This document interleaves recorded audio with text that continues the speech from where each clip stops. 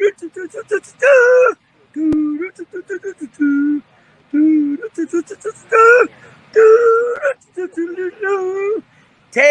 off!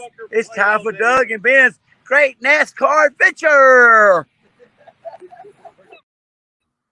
Always on duty. Thanks, Marshall. Welcome to NasCanucks. I'm Ben. That's Doug, and it's our monthly recap show. Sure, of course, yes.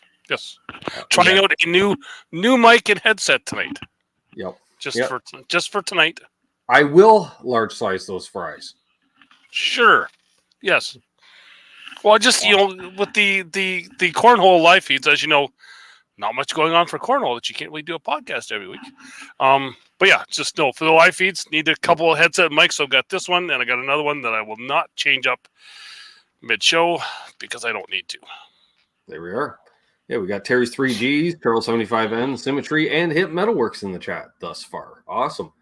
So, we were just talking off air. Bristol Dirt this past weekend. We had two classes, the trucks and the Cup Series, which I agree with Kyle Busch. If we're going to run on dirt, can we just show up with dirt late models? Yeah. Cars that are actually designed to run on dirt. And I don't know who's taking care of the track, but awesome. You would never know there was torrential downpour one day and then the next day. Not at all. Not at all. We didn't have that, first heat race, the mud everywhere, and we'll have to pull them in. There was a couple of guys in the first truck heat, but even then there was don't get right up and tailgate the guy in front of you. That's on you, dude. As much as anything else. So, heat races on Saturday for both trucks and Cup, and then the truck feature on Saturday night. It's a hell of a race till Friesen got taken out. He was down on power. He complained at the start, but I don't know. Then he found the high line before anyone else, and he was just dusting it. And dusting it, and then Briscoe's like, all right, and then that got confused because two red trucks. But that's one thing I like about dirt race, because everyone's kind of around the bottom, and all of a sudden you'll just catch out of the corner of your eye. You're like, who is dusting the top? Oh yeah. Well, Briscoe is a dirt guy too, right? Yeah. Only thing is Briscoe for the weekend couldn't flip anyone the bird out the driver's window. He could flip the four fingers because he had the glove on because of his broken middle finger. But I'm gonna say it now, all levels of commentators. Just because Ryan Blaney's father, uncle, and grandfather were dirt racers doesn't make Ryan Blaney a dirt track ace. Just because you watch a bunch of it doesn't make you an expert. Otherwise, we'd be expert dirt track racers, and we're not. No. So stop. Just stop with that. Better than me. I could set up a dirt car. Driving it? Yeah, okay. Yeah. No fear. Probably have more fear now. Oof. That wall looks a lot harder than it did 20 years ago. Just saying. Probably. Yeah. So, yes. So, dirt track action. And, like I say, the track was awesome. I kind of with that one little hole developing in turn 3. It was there all weekend because it kind of made me. We have the same thing in turn 1 at Brighton at my local track, so it's been there forever. So I like that. That's character. I thought the heat races were really good. Yep. I think they were like the perfect length. Yep. And really, And you know what? I like with the stage breaks for both series, don't count caution lap type. Actually do a race break. I'm fine with that because that's dirt track stuff. Well, and exactly, and the pit stops as well. Yeah, that's a throwback, and and the trucks did that the week prior with their standalone race at Texas. Which, oh my God, NASCAR, you don't put the longest stage first, and then 2 short stages, and that was a 4-stage race. You can't have a long stage with a mid-race stage, what do they call that? Caution thing, predetermined caution. Mm-hmm. That's just another stage. I'm really surprised that you have still yet, we're 5 minutes in, did not talk about Clint Boyer in the heat race. I guess we'll get to that when we get to the Cup. But his in the heat racing for the Cup, did you notice Clint's one thing at the start of the one heat race? I'm not sure. I don't know. He went to talk about a certain driver. Oh. And that one almost bit me in the ass. Do you not know what I'm talking about here? No. He went to say about how good Ty Dillon is of a dirt racer. Oh. Just as Ty Dillon was spinning out on the hot lap, on the pace lap. That would do it. Yeah, they went to cover him. He's like, "Whoa, that almost bit me in the ass." Yep. They did let go of the line after the 14th person did a 360 and without even bring out a caution. It became less impressive to the point where Smoke says, "I'm starting to think even you could do that, Boyer." Well, yeah, and I realized that they had both of them in the booth for that instead of trying to have some other guy who's never driven. No, you have the two perfect people for it. Yep. Like Clint's a dirt guy. Yep. Clearly, Tony's a dirt guy. I don't know who. Like, they almost would have brought in like a Ricky Carmichael, but don't, because he doesn't have enough booth experience. No. And really, most of his dirt, is it not on two wheels?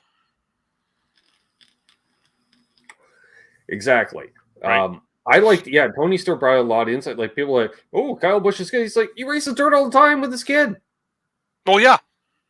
It was like, good point. Thank you, Tony. Thank you for mentioning that, And Haley Deegan also races dirt with all the kids as well, too, at Millbridge. Yep. Oh, look at her. She's doing awesome. She isn't. She's running 20th. Shut up. Now, I will say, great job by Logano in the trucks. Well, I think now, is that not, like they said, it's now the third straight year that the winner has won all the stages. Yep. Yeah, he had a great truck. What can you say? Perez had a pretty good truck till he got taken out as well. Or Sanchez. Yep. In the two. He was doing really well. Which is great to see, because that's the team that came up from ARCA. It was one of the owners like, yeah, screw it, let's do it. Let's go for it. He's got all the money hanging out the pockets, Yep. Big personality, I'm sure. Yeah. So, for, like I say, as much as we, burn on Joey Logano, like, and it wasn't like he just had the dominant truck and, did quite well. And once again, the dirt track ringers that were brought in, we had a couple dirt late models. Oh, yeah, we had Davenport was one, yeah. Yeah. They didn't really, they're, as soon as they would even look at the top, like, oh, there they are, and they're doing exactly. No. Yep.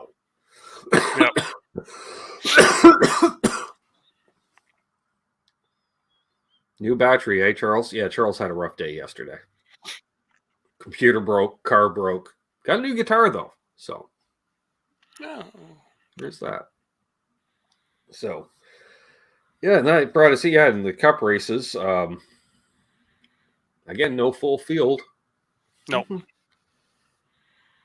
So, we had, I guess, one non-charter car, we'll call it, because Kaulig decided to put an extra car in. Well, because they had Davenport. Oh no,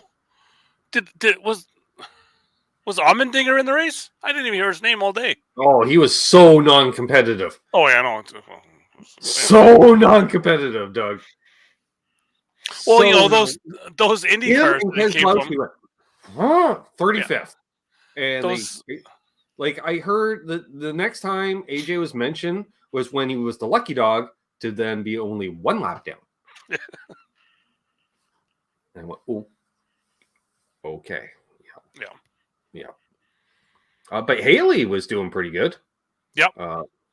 So I can't fault the team per se. Like, there was an option for a setup. Austin Cindric was doing well at times. Austin Dillon stayed up front most of the race, But then Very he is aggressive. Well, he has dirt experience. I'm not Dirt going to guy say as he's a well. dirt guy. Yeah, I have watched him win a dirt race. Yeah. Well, he also had twice the car of everybody in that race. Well, you've seen the other people that are in those races that I see. That's what I'm saying. I know without knowing his car, I know he had twice the car. Yeah. And it may or may not have been a black number 3. Of course it was. Well, that was the thing. It's like everyone was saying he was getting up on the wheel and doing better. I was like, I saw he was much more aggressive. Yeah. I don't call that better. I know a lot of people have heard calling into Sirius XM have said, they'd like to see him do that in a regular race. Because they just want to see a black number 3 start bashing and crashing everyone, and then life is good. No, it isn't. Yeah, no, it isn't. Yeah, I'd much rather see like the clinic we've seen the last few weeks with like good, clean, hard racing up front. Yeah. Early favorite cup race. Kyle Larson got into it with Ryan Preece. I was just going to say, do you mean like clean racing like Preece and Larson were doing? Yeah. How about Preece's owner in the booth? He went real quiet. He pulled a Dale Jr., I noticed. He took a peek at it. But he also talked about it, though. Yeah. What Dale Jr. did not. Because when they said, that looks like payback, and his first words were, I hope not. Yep. And then when they went to the in-car audio of the chief and spotter or whatever. Okay, if a broadcaster, someone's getting punched in the neck, because the next time I hear a spotter and crew chief all chirping off like that, someone's getting punched, because that's just bullshit. That's just riling up the people for the sake of riling. Like, those are guys that have clearly never actually said that. So, say that in front of the other team. I dare you guys. They won't say shit. Well, and even Smoke. That's like, like in the hockey with, they're all chirping off from the far end of the bench to the other team. That's okay, but come on. Even Smoke said, I don't agree with that. Yeah. So exactly. I would love to know what happened. The same thing. Don't be chirping off like that. I would love to know what happened in the meeting this week. Well, especially Ryan Preece, who went on his soapbox every time he was in a truck last year. These kids don't, you got to race clean, blah, blah, blah. Yep. And then here you are, one of your few times in a spotlight. And what you do? Oh, I don't know, the brakes act. No, they didn't. Mm-hmm. No, they didn't. Yep. Larson's car didn't all of a sudden have magnets turned on. No, and Larson even said his car broke when he went in the wall. And that's why he went down. Yep. And then guess what? If you get taken out and you're into the wall and your car's kind of broken, you have a chance to lawn dart it into the guy who took you out, you are fully allowed. Yes. You're fully allowed to do that. Now, will we see a penalty come with that? Considering, you're not supposed to intentionally wreck anybody. No. Let's see it. We're going through the run of short tracks, a bumper run for the win. You going to take the win away? Intentionally wrecking. Oh, we're not allowed to intentionally wreck. Right? We know one team could probably do it. Well, that was interesting. We'll get into that in a little bit, though. Well, I caught Denny Hamlin's podcast about his appeal process, and he thought what they were reading off of the minutes was, in fact, the entire meeting. He's like, what happened? He says, meanwhile, other team, he wouldn't name the team, but he's talking about like the owners' meetings, how they all sit down on literally one day for owners' meeting. Anything to announce? No, NASCAR's like, nothing to announce. And then the next day they do the Project 51 deal. Yeah. And announce that, how they partnered with one of the owners for this big endeavor. Mm-hmm. And they're like, couldn't have mentioned that yesterday? Oh, well, we didn't want to mention anything before it was made public. Mm-hmm. Same as them dragging their asses on this whole charter thing, which, that's about to blow up in their faces, Doug. Big time, because the TV contract's up. And I didn't what are they gonna realize do? charters aren't permanent. No. So, Because like if you Denny don't said, race, I paid millions of dollars for these charters, which could potentially be worthless. And NASCAR has the right to refuse. Like that was the other thing they're saying. They could take it away on a whim. Yeah. Excuse me. He says you will never get a new owner coming into the sport with that setup. He says, do you think Mark Cuban will want to start a team with no guarantee by purchasing a franchise? Nope. it will be very interesting coming up here to see just what all transpires with this. So Joey Logano had, for such a good day on Saturday, had a shit day. Absolute shit day on Sunday. Wow. Like I was starting to, when you have that third incident, you start to feel bad for a guy. I don't, because we've seen it happen with your drivers had a few days like that over the last 3 years. Like 1 day a year. Keselowski, he's had those days. Yep. Denny Hamlin's had those days where it's just like, what are you driving like one of Rick Ware's cars all of a sudden? Like, what is going? They're off the pace. They're just, oof. You went there, did you? I did, just for a moment. Okay. So, I had to pick. Okay, or the BJ McLeod car. How about that? Sure. Yeah. Okay. Sure. Well off the pace is what I'm saying. And Joey, even took out the barrels. People haven't taken out those barrels in a while. And actually, you know what? I think he takes out those barrels every year.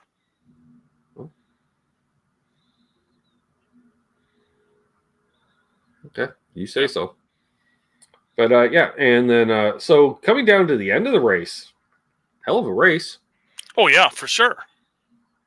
You start to see. I think Stenhouse was the only one, and they even mentioned it was the only one of the dirt drivers that was actually on the bottom because Bell was hugging that wall.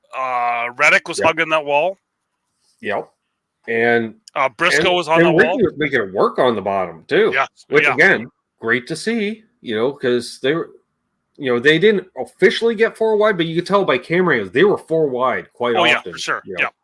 And including the lead on the restarts and stuff. Like I did find it funny that coming down near the end, there was only one car that hit that Grand Canyon in turn 3 every time, and that was McDowell. Part of his line. Maybe he's trying to go for a 3-peat in the 360s. Oh, maybe, yeah. That's the way to do it. Yeah, that was interesting. And we're saying off air, it was nice to see them kind of lay back on the cautions for a while. Like, let's see if the guy gets going. Well, and usually we've seen that in the past when there's weather or they're running late on TV time. You'll see they'll start to be a little hesitant, especially on the road courses. Or when it takes an hour to finish a race at Coda. Yeah. Or if it's a Hendrick driver. Or but that was dirt track. Like that, if in dirt track, if the guy is going to spin but can keep going, they're not going to throw that caution. Nope. Right. So I saw the standings today. NASCAR tweeted out the standings. And I was shocked at how many people went, "Where's the 9? Where's the 9?" So you must be watching all the races, folks. Qualifying, everything. You must watch flag-to-flag coverage. Yep. I'm like, how do you not realize he's been out for a month if he's your favorite driver? Yeah. The other about the 9, and Clint brought it up during the broadcast as well. Good runs. That how good is it?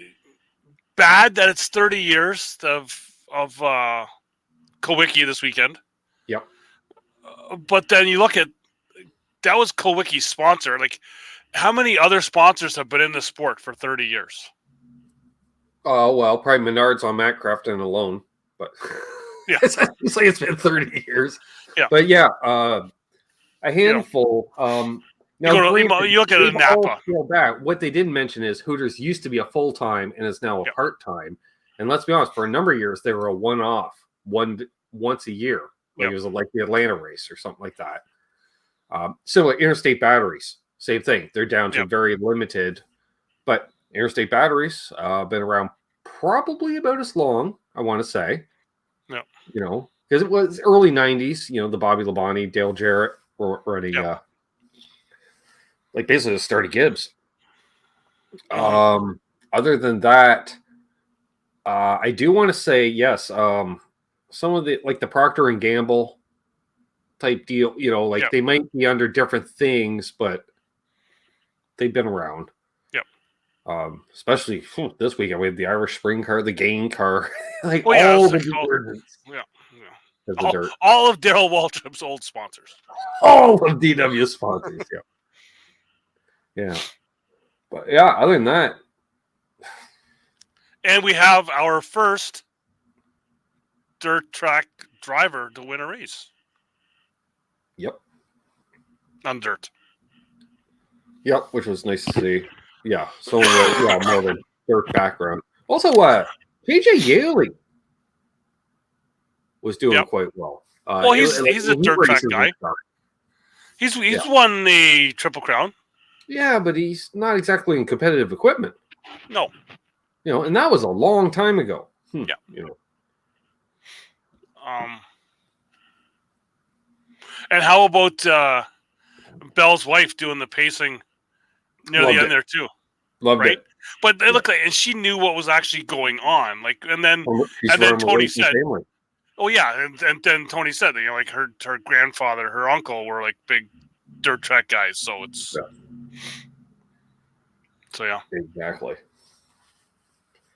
Yeah, it was a good run by Seabell, who has, barring the win at the Coliseum, the last 3 Joe Gibbs wins. Interesting.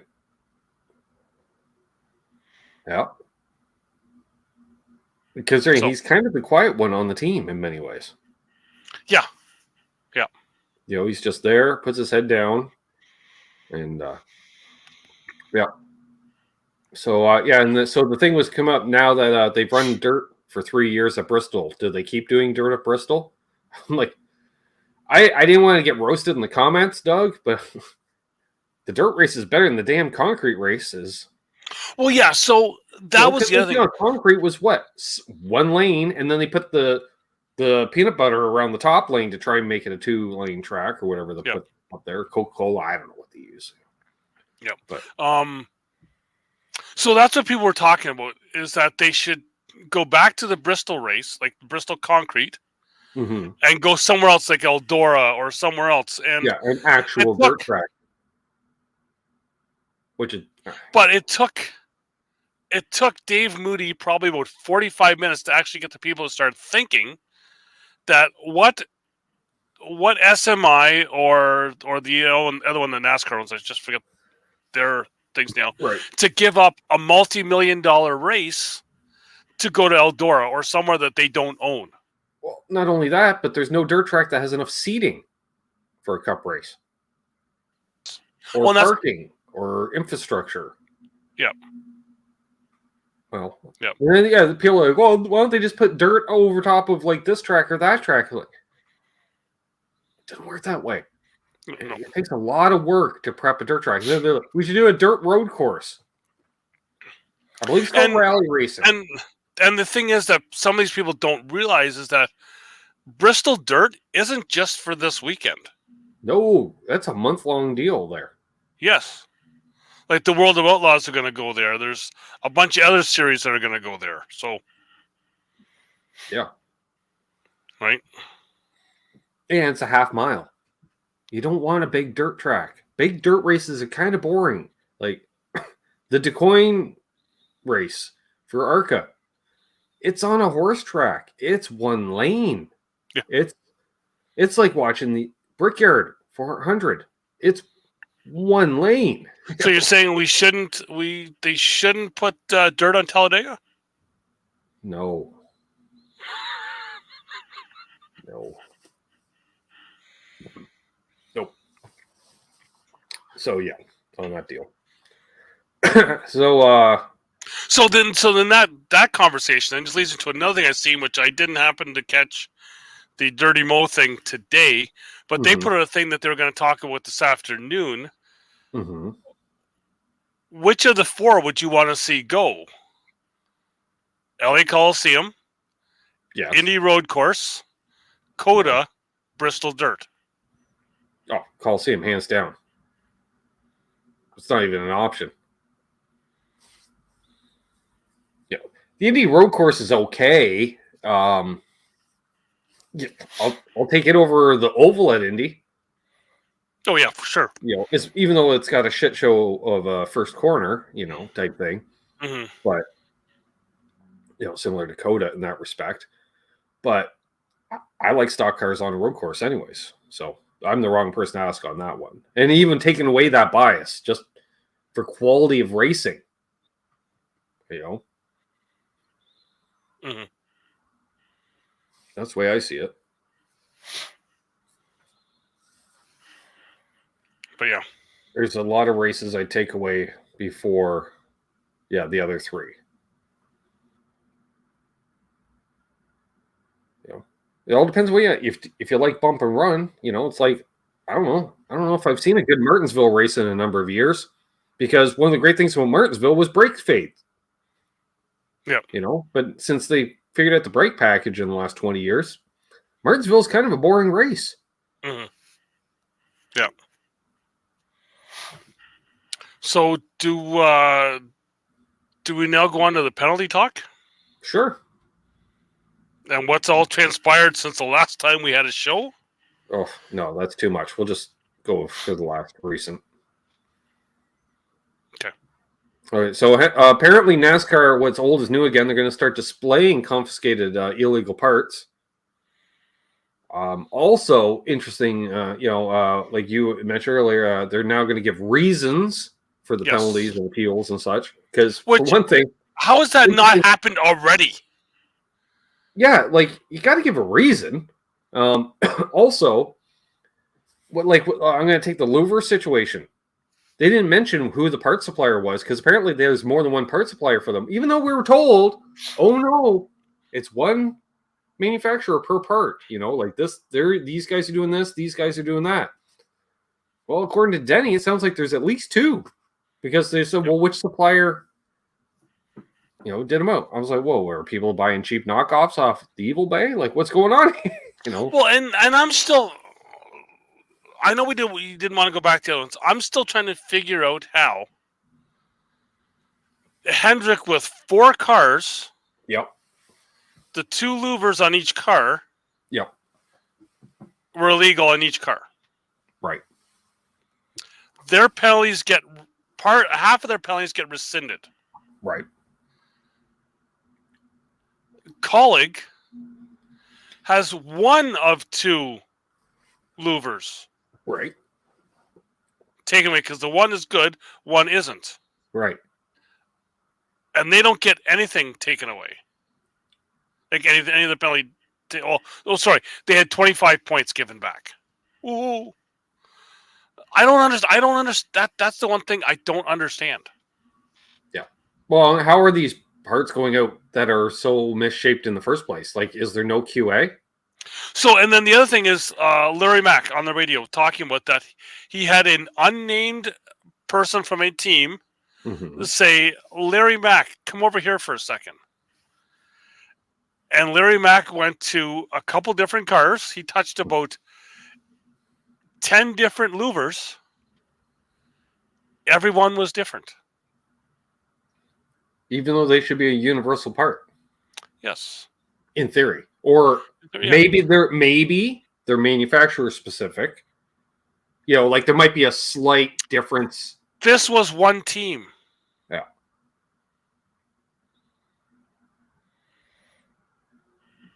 How are they all different? Yeah. No, those should all be identical. Yes. So. And then, Hendrick got pinched on greenhouse, which generally is a huge penalty. Mm-hmm. Because I don't even know how you modify those. But they did. And so. And somehow, on the day that it gets announced that NASCAR wants the appeals panel to say why they dropped certain penalties, Hendrick says, we're not going to appeal this. Yeah. In other words, we don't want to show the reason for the bias. Right. Which is, but then you look, let's dig a little deeper in this here. Look at the 2 car numbers that got pinched for it. 24 and 48. 24 and 48. Right. They're not the 2 golden children of the 5 and 9. No. So, and how about the 9 running a whole lot better with the interim crew chief And driver. Like these are like literally like some, it's like calling up the farm team. Yeah, and basically outperforming their teammates for the most part. Yes. The last couple weeks. So I know. And it's not like Josh Berry has any dirt experience. Well, he doesn't. Well, he said that Junior took him out to Yeah. the track last week. Yeah, the track where Briscoe broke his finger. Yep. Yeah, for an afternoon in a straight stock and a late model. Take some of what you got from here, some of what you get from here, put them together. Yeah. He's like, I don't think this really helps me at all. It's nice that Junior did that. Shouldn't it be Hendrick doing that?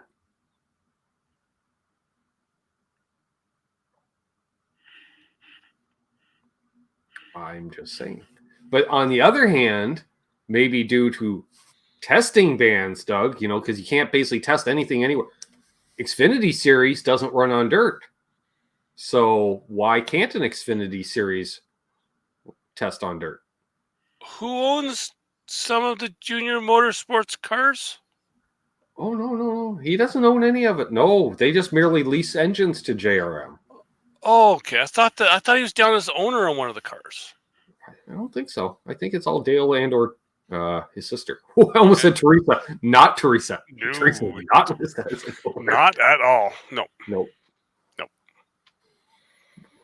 But you want to know how active Teresa Earnhardt was in Earnhardt Racing post Dale's death? Well, when Chip Ganassi said when they merged, well, I talked to you more when I came in than I talked to her the whole time we were co-owner. Yeah. But yeah. So I think there's one other penalty that we're still waiting to hear about, and that's to Cody Ware, who has his demons and issues that he's dealing with, and we'll just kind of leave it at that. Yeah. NASCAR said on the weekend he didn't make the race for personal reasons because that's what the team had told NASCAR. Yes. Yeah. It has been announced that, yes, the team announced he was going to miss this coming week's race. And it was great because most of the replies were, why? For court? Yeah. Yeah. So, yeah. Let's just say, I don't think Daddy's going to bail him out. And I thought his brother was the one who was the screw-up. Yeah. You don't see a lot of professional race car drivers with the face tattoos, I'm saying. Yeah. So, well, you're 0 for 2 there, Daddy. Yeah. And you're becoming professional racers. So, trying to think what else. Don't think there's a whole lot. No, we got all 3 series running this weekend at Martinsville. Yeah, so running Martinsville. So this weekend, the truck series on Friday night. We have 40 trucks for 38 spots. 36 spots. 36 spots. Xfinity series, we have 38 cars for 36 spots. For 38 spots. 40. So then, okay, I fucked up. So we've got 38 for 36, 40 for 38. All right. And for Sunday in the Cup Series, we have 36 for 38. 36 for 40. That'd be it. 0 for 3. Perfect. But yeah, Charles is just giggling right now. It's okay, Charles. So, yeah. Gotta love those charters. Not. Ruined a perfectly good, an okay series. I'm not going to say perfectly good. NASCAR was never perfectly good. No. But strong car counts in the other series for some reason. Yeah, I knew it, Charles. Yep. I knew it. Yep. So, yeah, it's a little easier to predict this weekend. Dirt, You don't know. Yeah. But I don't know. Actually, this weekend, Brian Keselowski's due for. Do you know what? And I've beat this horse for so long here now. I think Truex had another top 7. I think he finished 7th this weekend on dirt. Wow. And he's been there. So he's got he got the last short track with the Coliseum. Mm-hmm. Does he do it again at Bristol? I think he has to be due. He's way overdue. Do it at Richmond? No. But I think Martin at Martinsville, I think could be it. I'm going to keep an eye on that 24. He seems to have a real hot hand this year. Like, I'm thinking he could be rattling off half a dozen wins this year. What about the 9?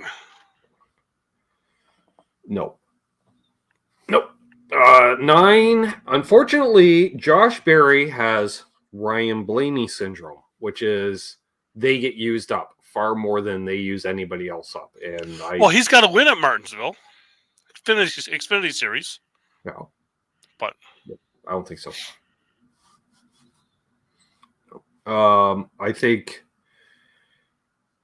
Ricky Stenhouse is another car to keep an eye on. They're on a roll in a variety of disciplines. Like that Daytona 500 win really, as a driver, I think it gave Ricky that confidence back that he may have been lacking the last couple years, which combined with that much more experience. Yep. Dare I say he's going to be the late bloomer in the career, like an AJ Allmendinger in a sense. Well, he could. Which, because I think, he's got 3 top 10s this year already. So, Buscher's due for another good run as well. That whole team is holy crap. Like Buscher's already got more top 10s this year than all of last year. We said, give Brad a year there. Mm-hmm. Right? Other prediction is, will we see Letarte and Knaus back on the pit box because the 24 and 48 need crew chiefs this weekend for the next couple weeks because the interim crew chiefs for the suspended guys just got suspended. Well, that would then prove that Steve Letarte is, in fact, still employed by Hendrick Motorsports. I think he kind of is. And I think also with Knaus, once you don the sweater vest, you're fully into management. Yeah. Plus, he doesn't have time to get a new laptop. I'd also heard with these latest round of penalties that Jeff Gordon is now in the 2023 Chase field playoff. He made the playoffs. I heard he is. Yep. I've heard. Yeah. Seems like it. So. Tyler Reddick might do it this weekend. He's been hot. He has been. Well, he does have a win this year as well. Kyle Busch. Again. I know these are guys because I don't think we're gonna have 20 winners again this year. I think it's gonna be. I think we could be close. I think it's gonna be that 12 to 15 come playoff time. But I think points will matter. Mm-hmm. We are going to see some people get into that. As much as you detest that 34,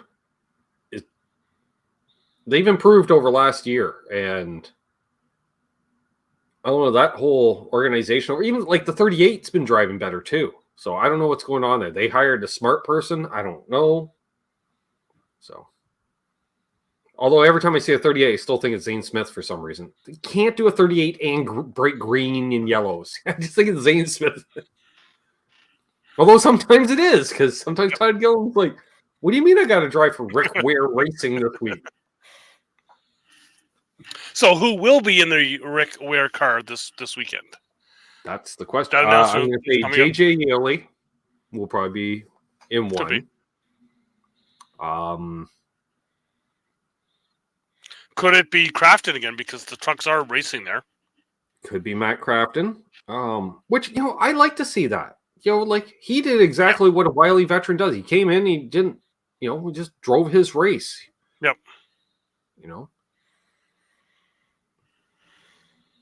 Yeah, it could be, or somebody young. What are they? They're Chevys? No, Fords. No. Can't remember. How Crafton get it? Because he's driving a Ford in the truck series. Yeah. Huh. Yeah, I'm pretty sure they're Chevys. I think they could be Fords. Could be Fords. Well, that's the thing. Ford doesn't have a deep talent pool to pull in from, right? Because they don't have the infrastructure in the Xfinity series, really. Riley Herbst, Cole Custer. That's kind of it for Fords, right? Mm-hmm. The Siegs,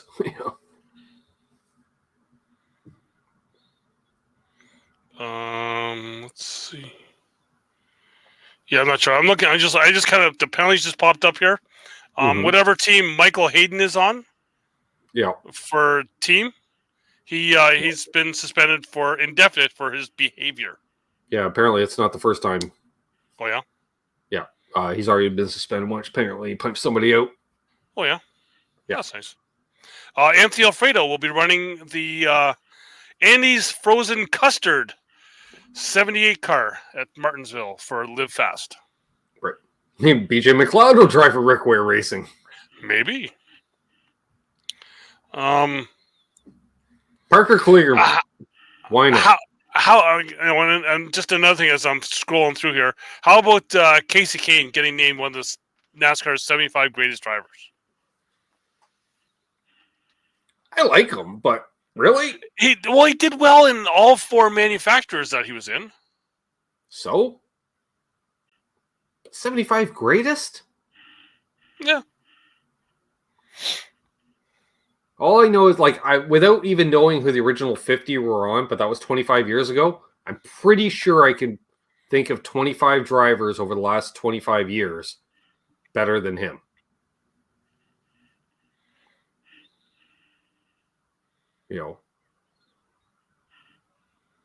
What do you have? A dozen wins?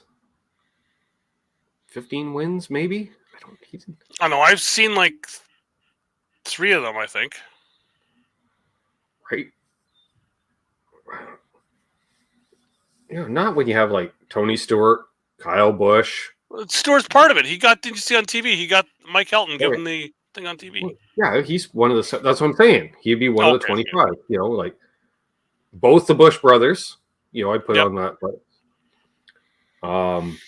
because I think Kurt did more than Casey, including winning a championship. True. So all the Harvick, Keselowski. True.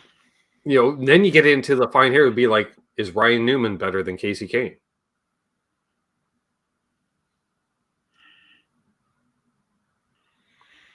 Because he did have a ton of poles early in his career to help out his stats, right? Yeah. Do you know who's not on the list? Ty Dillon. Ty Dillon, not on the list. There's no Dillons on the list. No, there's not. There is now a Suarez on the list for the SRX series. Oh. It's funny, there's NASCAR drivers are starting to pop up in that series now. Yep. Because I keep just replying to every time that series tweets, are the races on in Canada? I've yet to get a response. So I'm thinking no. Probably not. Which if they're not on in Canada, I'm not covering them on this podcast this year. No. I'll talk about them up until the time I know they're not for sure being broadcast. No, but because because they're on ESPN. So TSN pick them up? They should, but probably not. Because that would be smart. And when has TSN ever been smart?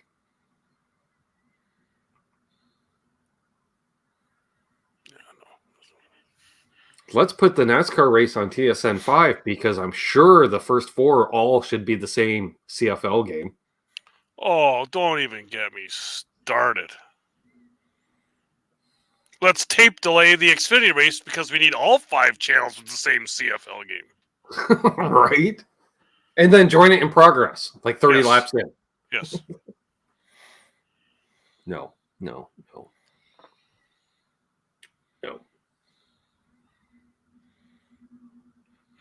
Good IndyCar race last weekend. Oh, yeah? Oh, yeah. That race at Texas. Oof. Pat O'Ward just lapped up to. It was just two cars on the lead lap. A long green flag run. It was awesome. I was kind of busy that weekend. Yeah. I couldn't see anything. I enjoy a race where a long green flag runs, no stage breaks, and let's talk about that. At the road course, hey, we're not going to actually throw a caution for stage breaks. No, I told you that at the start of the year. Wasn't that amazing though? No, to actually witness an actual professional length race without a bunch of manufacturers. Now, granted, it took an hour to do the last 3 laps, but hey. Before that, a lot of fun. Bring it back. Mm-hmm. Yep. So, other news. I just hope it rains this weekend. That's all I'm going to say. Oh yes, because then we get to see the rain tires on an oval. Right. Paperclip. Yep. Other news is that probably within the next couple of days, I will be booking my plane ticket and heading to Charlotte for Memorial Day weekend. Yep. I will not. So maybe we'll finally be able to get to do something from there. We'll see. Maybe. We'll see. That's on you. Maybe I'll bring these this time. That'd be a great idea. And I won't scratch my nose. Yeah, otherwise it's you're like... Yeah. Because I believe you tuned in on my other channel. Yes, the other channel, yes. Yep. All right. Anything else? Not that I can think of at the moment. We still got a couple more weeks before Pinty Series starts up. Yep. But yeah, I think that's it till next week. Here we are. So yeah, in theory, we'll be back next week and not next month. Hopefully. I think we should be good now. We should. We should. Yep. I got a new furnace motor, so I have heat. That helps. All right. I'm not as sick as I was. He's still going to burn himself. I know it. Yeah, just please don't. See you, Marcus.